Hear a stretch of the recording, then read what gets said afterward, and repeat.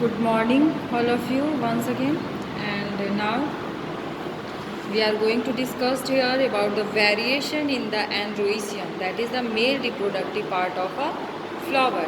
And this one considered under the page number 40 and 41.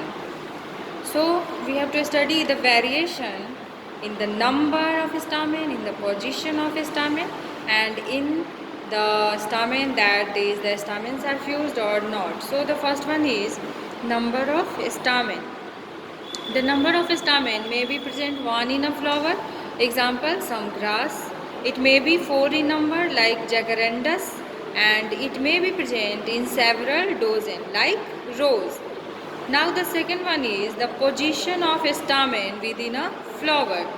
You can see here in the diagram that the stamen arises at the base of the petals. Here the stamens arises at the base of the petals, but in some cases it may be fused with the petal. Here I draw the diagram that it is fused with the petal, and in that condition it seems that the petals, the stamen arises at the top of the petals, and whenever the petals are fused, the stamens are fused with petal, this condition is known as epipetalous. So this one is position of stamen within a flower. Now the stamen may be fused or free.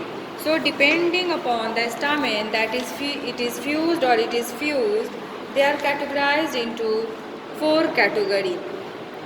This one is polyadelphous, monoadelphous, diadelphous and syngenesious.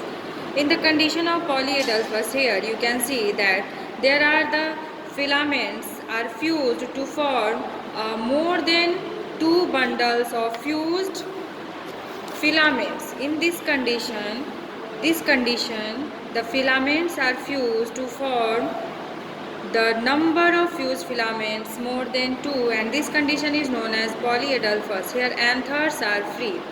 Now the second one condition, the monoadelphous.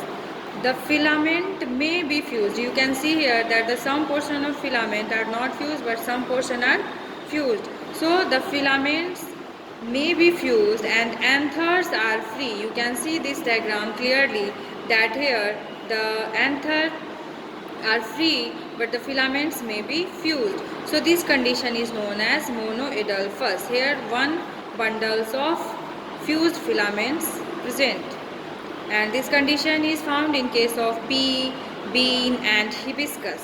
Now the third one condition is diadelphous.